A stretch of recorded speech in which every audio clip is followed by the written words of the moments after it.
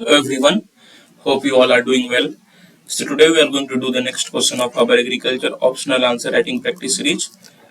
जो हमारी agriculture optional answer writing practice series चल रही है उसका नेक्स्ट क्वेश्चन को आज हम लोग करने वाले हैं.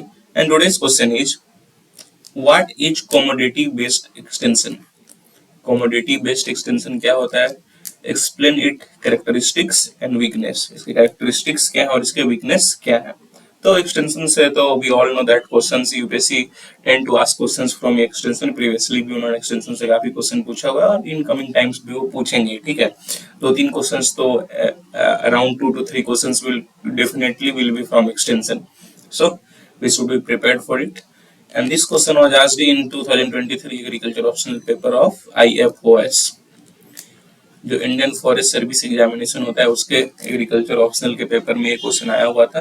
तो let's see how we approach this question. और क्योंकि ये आ चुका है IFOS में तो it becomes important for CSE also because we all know that same amount of question are repeated among the two exams. अगर आप IFOS के क्वेश्चन देखो और CSE क्वेश्चन देखो तो कुछ कुछ क्वेश्चन दोनों में रिपीट करती हैं. इस साल के IFOS के क्वेश्चन नेक्स्ट ईयर की CSE क्वेश्चन बन जाती है. तो this types of thing sometimes happens. तो इसलिए हम उसके लिए प्रिपेयर्ड रहना होगा. And it is also important commodity based extension, that is type of extension हमें पता रहना चाहिए. So let's see how we approach the answer. कैसे हम लोग इस आंसर को अप्रोच करते हैं. So what is commodity based extension? तो वैसे समझिए actually extension is generally classified into two major types. हालांकि काफी सारी टाइप्स है पर दो मेजर टाइप्स हैं जो आपको समझना है. और वो दो इस ये मैं इसलिए समझा रहा था कि आप समझ पाओ कमोडिटी बेस्ड एक्सटेंशन क्या होता है. ठीक है, तो एक हो गया आपका general extension and the second is commodity based extension.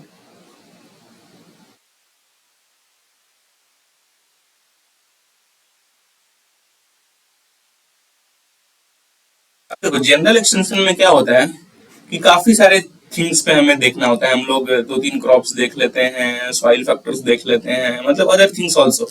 काफी सारी चीजों को हम लोग देख करके सबको एनालाइज करते हैं जनरल थिंग्स को. और कमोडिटी बेस्ड एक्सटेंशन में क्या होता है, we focus on a specific commodity sorry the focus is on specific commodity.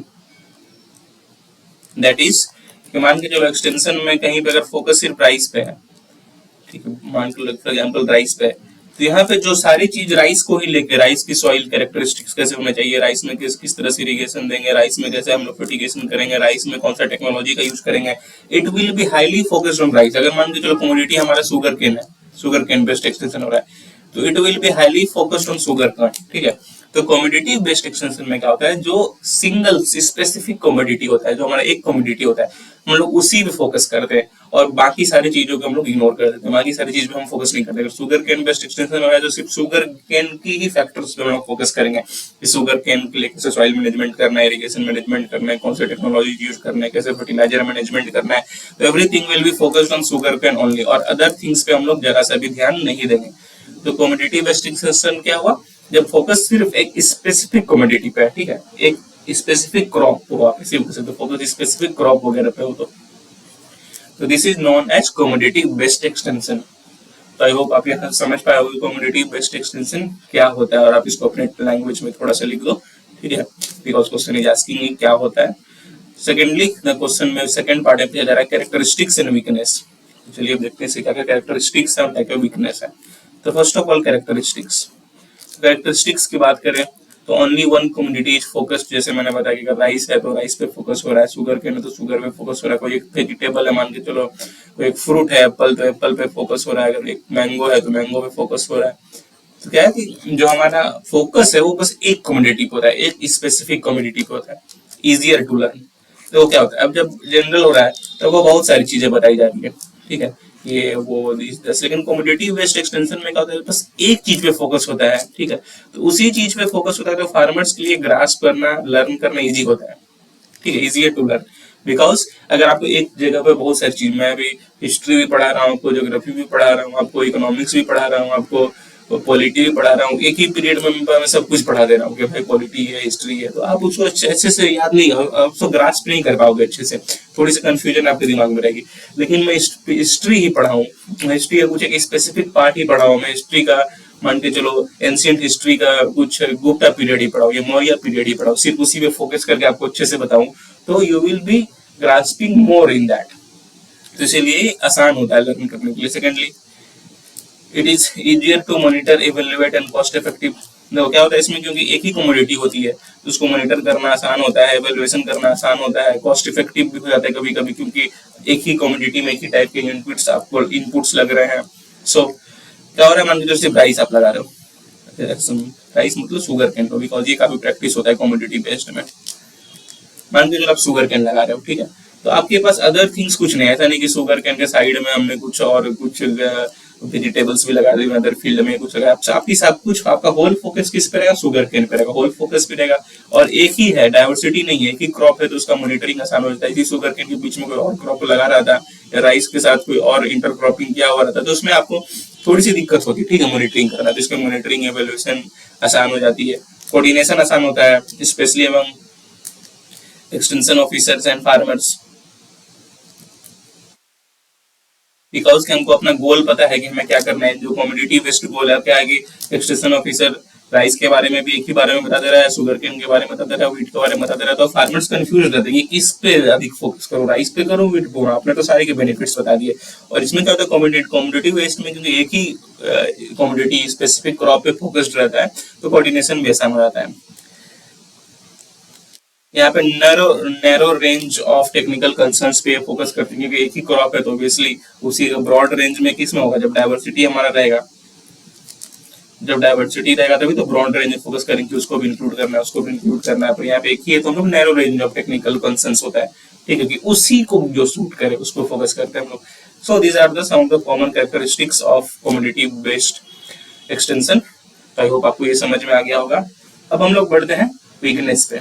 Weakness क्या क्या है, सबसे बड़ा वीकनेस इसका रिस्क, क्योंकि ये एक ही कमोडिटी फोकस्ड है। मान के चलो हमने राइस पे सिर्फ फोकस किया हुआ है, फॉर सम रीजंस, कुछ भी रीजन हुआ और राइस का फेलियर आ गया, कोई अटैक हो गया, पेस्ट अटैक हो गया, या कुछ डिजीजेज स्प्रेड हो गया, समथिंग हुआ, कुछ भी हुआ और राइस का फेलियर हो गया।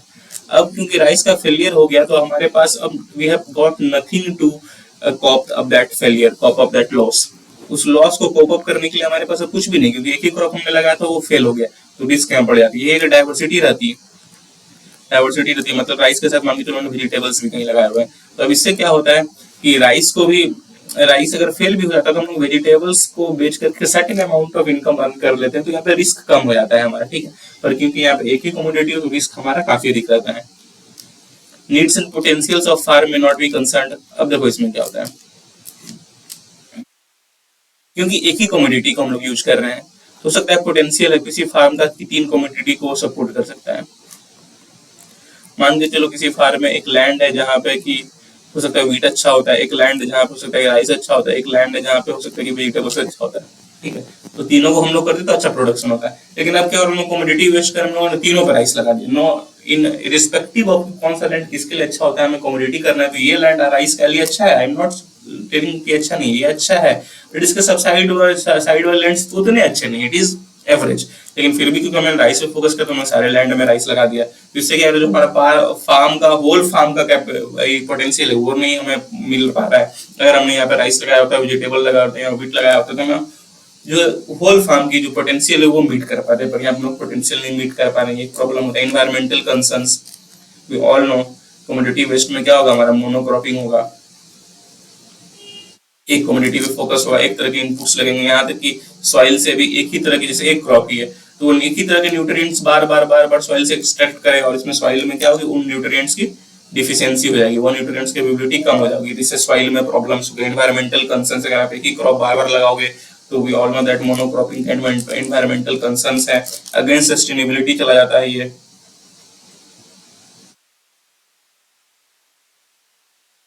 अगेंस्ट सस्टेनेबिलिटी रिस्क वगैरह तो बढ़ रहा है हमारा, तो इन्वायरमेंटल कंसर्न्स होते हैं इसमें।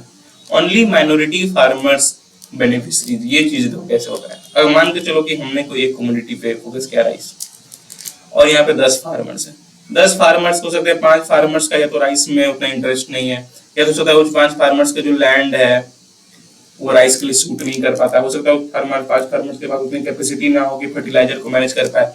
तो यहाँ क्या हो रहा है कि जो फार्मर्स, जो मेजोरिटी ऑफ फार्मर्स है वो नेग्लेक्ट कर दिए जाते हैं, और जो specific beneficiary, only minority farmers, जो कम अमाउंट में फार्मर्स जो सच में सब कंडीशंस को फुलफिल कर पा रहे हैं, वही एक्सटेंशन का मदद कर पाते हैं। अगर जनरल एक्सटेंशन होता तो जैसे वहां तो हमने राइस ही बता दिया, थोड़ा सा वेजिटेबल्स से बता दिया, कुछ हॉर्टिकल्चरल क्रॉप से बता दिया, तब क्या हो रहा है कि फार्मर्स अपने ऐसे डिसाइड कर लेते हैं, अरे मेरे लैंड में तो हॉर्टिकल्चर अधिक फोकस्ड रहेगा तो मैं यहाँ पे, इस तरह से क्या होता है एक एक्सटेंशन से काफी फार्मर्स को बेनिफिट मिल जाता है।